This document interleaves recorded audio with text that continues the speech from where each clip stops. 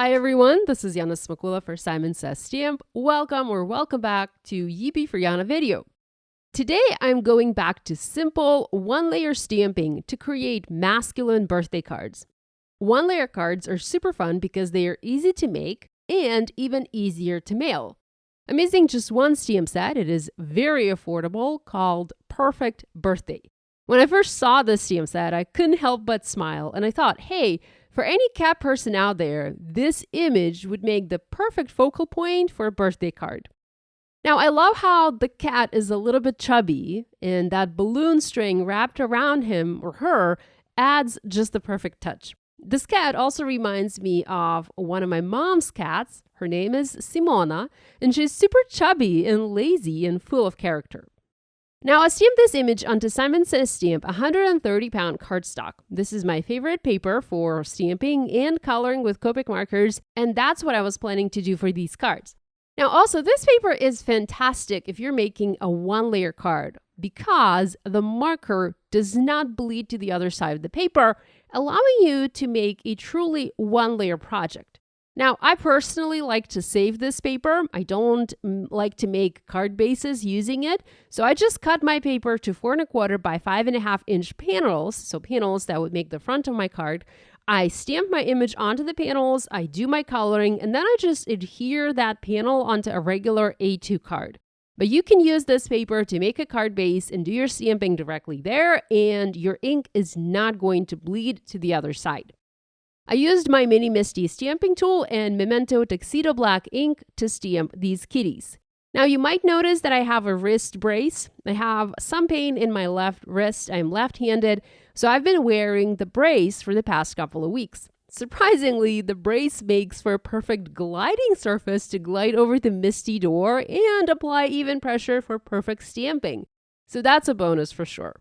Now, I also wanted to mention that my video camera broke and I am now using my photo camera, which as you can see is not as good. So the image might be a little bit blurry and the video quality overall is worse compared to my previous videos, but I have already ordered a new camera and it is on my way from the United States. So hopefully I can go back to better quality videos soon. I don't know how soon it's going to get here, hopefully soon, but again, I just have to be patient. Now, I wanted to do simplistic coloring here. I am by no means an expert when it comes to Copic markers or any coloring medium.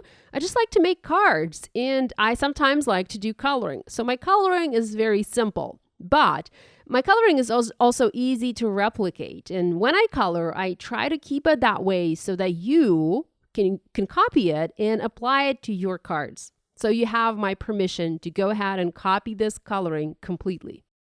Now, I first added a shadow to help ground my kitty. And for that, I used warm gray colors starting with W5, the darkest W3, medium, and W1, the lightest gray. Now, instead of grays, if you're not into that, you can use other colors. Maybe you can use green to mimic grass, or say you can use yellow or pink or purple to have the cat sitting on a rug. So you can be really creative. Even though the ground or the object the cat is sitting on isn't stamped, we can definitely create the illusion of that object by simply using our coloring mediums. As for the cat, I did not want to color her completely. I just wanted to add spots of color, and I also didn't do any blending.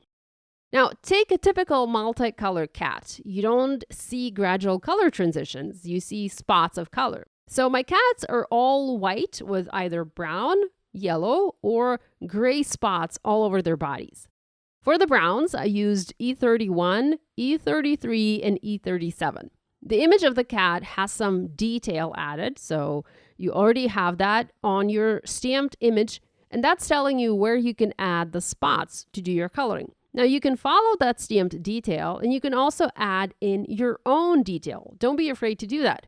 That's what I did for my cat. There's that balloon string wrapped around the cat. It is so adorable. And to emphasize it, I used a light gray W1 marker to add subtle shading under that string. Now, I also used that same marker to add barely visible shadows behind the paws.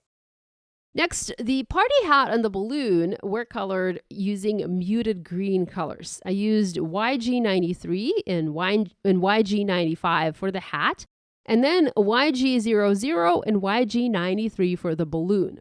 Now, the YG00 and YG93 do not blend together at all, and you can see these two colors just don't work together, but I managed to do the blending by adding a touch of the YG93 to the YG00 marker.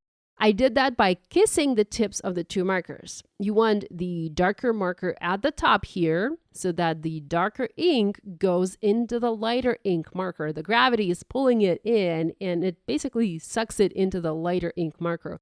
That temporarily changes the color of the lighter marker, allowing you to have a better blend.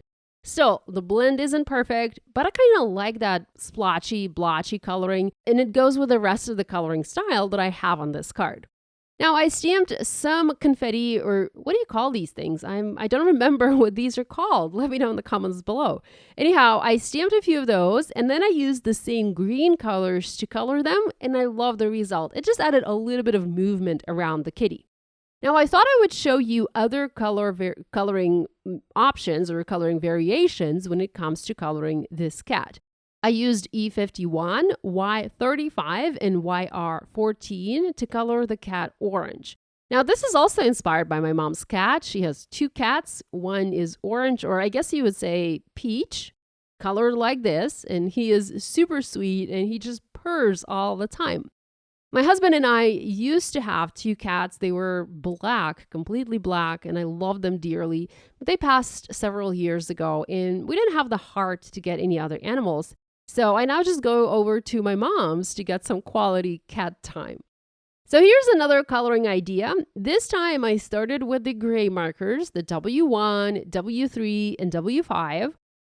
And I wanted at first to create a white cat with a gray spots, but then I decided why not add spots of peach and brown, and that reminded me of a cat that my friend has. And once I added those other color spots, the cat turned out absolutely adorable. So you have lots of different options as to how you can color the cat. You don't have to color the cat completely. You can keep him or her white and add just different spots of color here and there to mimic the cat that you own, or even color the cat to look like the cat of your friend. If you're making a card for a specific friend and that friend has a cat, why not color your image like that cat?